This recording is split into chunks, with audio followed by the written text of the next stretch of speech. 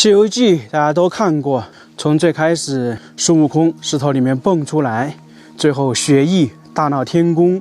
最终呢被镇压在五指山。几百年过去了，故事呢又从大唐开始。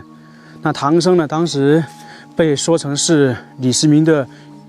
玉帝，然后派他去西天取经。那正式的故事算是开始了。在取得的过程中，收了几个徒弟，孙悟空、猪八戒、沙和尚，然后呢，他们4人1马组成了一个团队，去西天取经。在取经的过程中啊，遇到了很多困难，特别是碰到了各种各样的妖怪，有背景的，还有一些没有背景的。那么大家看《西游记》能够发现得很清楚，那些有背景的大部分呢是那些神仙的坐骑或者是身边的人，最终的结果就是有背景的那些妖怪呢或者其他人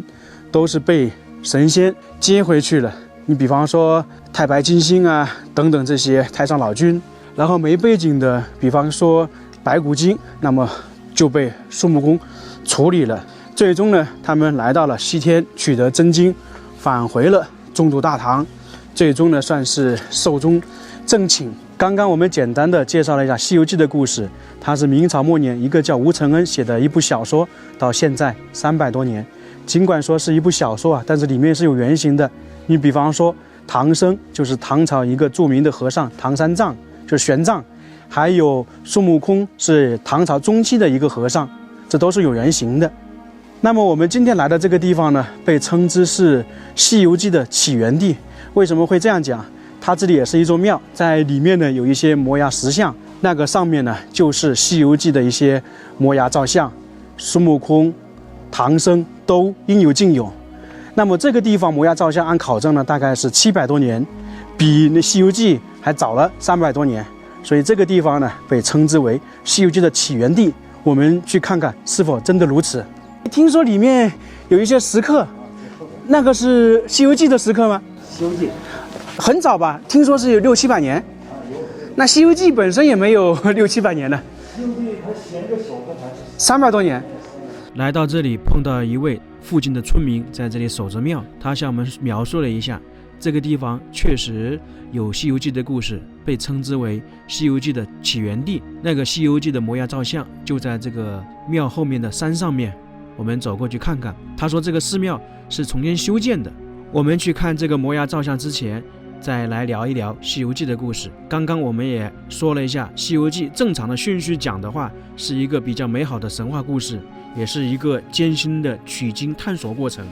但是如果说把《西游记》倒过来讲，完全又是另外一种说法，另外一种形象，另外一种解释了。如来派师徒4人带上8部天书和小白龙去唐朝传教，因为一开始是从大唐来啊，那反过来就是刚好相反了。在这一路上呢，遇到各种困难，遇到了各种妖怪，打来打去呢，唐僧师徒4人发现很多妖怪都是有后台的，无论怎么作恶，那些有后台的妖怪都不受惩罚，而那些没有后台的妖怪呢，就跟我们刚开始说的一样，都被他们处理了。在这个时候，八戒和沙和尚觉得这样太黑暗了，因为他们想着我要正常去取经，结果出现了很多让人意外的结局出现。于是呢，他们一个呢就躲进了高老庄，一个钻进了流沙河，就相当于他们是心灰意冷，看不惯这种黑暗，就跑回去了。只有孙悟空呢继续坚持正义，继续一路护送唐僧去东土大唐。不过呢，他这个时候还坚持了斩妖除魔。孙悟空对这些妖怪，不管是有背景还是没有背景的，他可能都要坚决的处理。长时间这样下去的话，天庭呢对孙悟空是忍无可忍，因为很多有背景的是天庭那些神仙的坐骑或者是身边的人嘛，就找到如来，并且和如来达成协议，我们呢可以保证唐僧平安到达东土大唐的长安，不过呢你得把孙悟空给办了，不能让孙悟空继续这样下去。如来就同意了。在经过天庭和如来一系列的操作之下，也可以说是阴谋之下，小白龙重伤坠入山涧，孙悟空呢被打败了，被如来压在了五指山下面。而唐三藏呢这个时候把孙悟空放弃了，他继续一个人去长安。在长安呢进行传教。那这个时候被李世民知道了，封为玉帝，享受了荣华富贵，寿终正寝。那在西安呢也有很多关于唐僧的故事，比方说唐三藏的墓，还有唐三藏最后去世的地方。因为唐三藏本身是一个真实的人物啊，这个《西游记》是经过他的故事演绎的。就这样过了500年，孙悟空呢终于从那个五指山下面逃出来了。这个时候孙悟空应该说成长了很多，不像最开始那样他一声不吭就去天庭，因为要找那些人算账嘛，于是就把天庭搅了个天翻地覆。在这个时候天庭没有办法，于是呢就找到了猪八戒还有沙和尚，许诺呢让猪八戒化为人身，封为天蓬元帅，沙和尚封为卷帘大将。前提条件是说他们要去对付孙悟空。那在这个时候呢，孙悟空、猪八戒和沙和尚就对立起来了。过了一段时间，孙悟空呢有点心灰意冷，他去找菩提祖师解惑，然后呢封印了自己的修为，将如意金箍棒扔进了东海做定海神针，自己呢就回到了花果山，陪着猴子猴孙度过了平凡的一生，最终在花果山化成了一块石头。这样倒过来的《西游记》是不是就是这样的一个过程？跟正常看《西游记》是不是完全不一样？也确实如此。其实我们看《西游记》，大家也能够了解，早期的话，孙悟空跟唐僧的关系好不好呢？好像也不太好。你像那个紧箍咒，唐僧呢还念过几次。《西游记》大家是真的非常熟悉啊，从小看到大的。《西游记》《三国演义》，其实4大名著《水浒传》和《红楼梦》我是没有看过的，《红楼梦》是完全没看过，《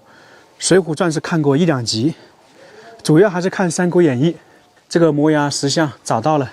你看，这些就是《西游记》的展示情况。按照专家考证啊，这个地方这些摩崖石刻呢，大概是600-700年的历史，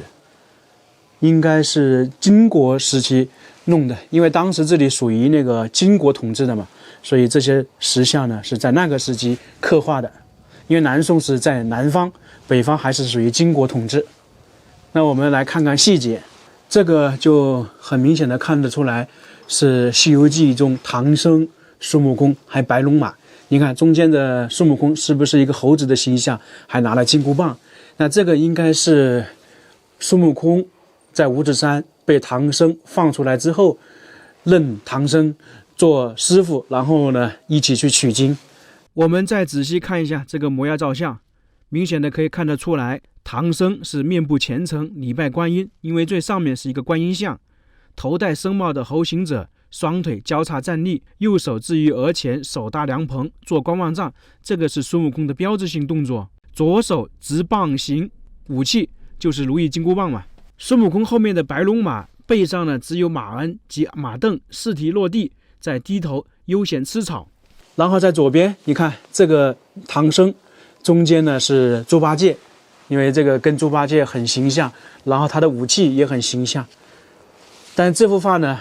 没有孙悟空，那有可能是唐僧把猪八戒收为徒弟之后，孙悟空呢是追击其他妖怪或者去探路去了，那这里就展示的是唐僧跟猪八戒在一起。但是有一点就是比较奇怪的是，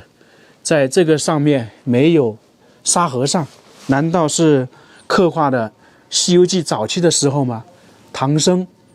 猪八戒、孙悟空当时组成了一个队伍，沙和尚那个时候还没来，